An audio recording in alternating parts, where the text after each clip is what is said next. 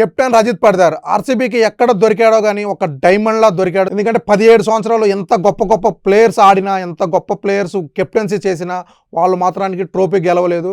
కానీ రజిత్ పడిదార్ కెప్టెన్గా వచ్చాడు, back to back trophies win చేశాడు.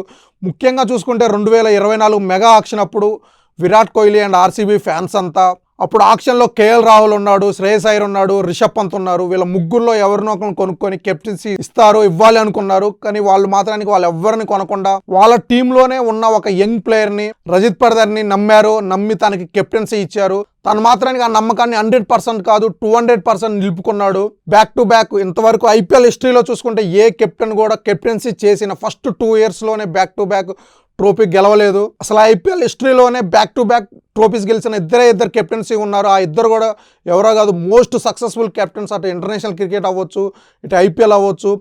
MS Dhoni and Rohit Sharma. వాళ్ళు ఎంఎస్ ధోని వచ్చేసి 2010, 2011లో బ్యాక్ టు బ్యాక్ ట్రోఫీస్ గెలిచాడు. అండ్ అలాగే రోహిత్ శర్మ చూసుకుంటే 2019, 2020లో బ్యాక్ టు బ్యాక్ ట్రోఫీస్ గెలిచారు.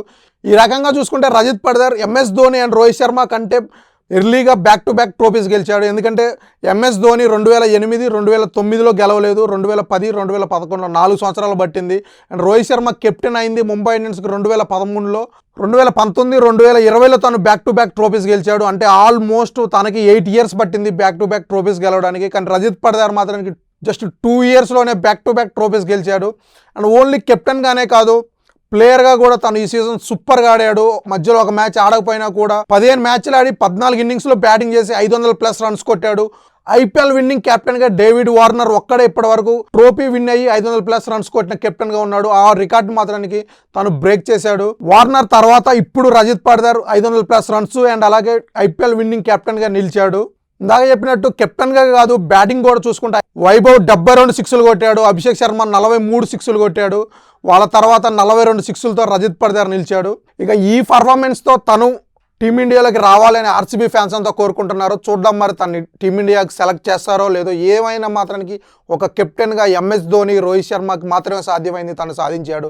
అలాగే వాళ్ళకంటే ఎర్లీగా స్పీడ్గా సాధించాడు. అండ్ అలాగే ఆర్సీబీ ఫ్యాన్స్ అందరి కోరికలు తను నెరవేరుస్తున్నాడు.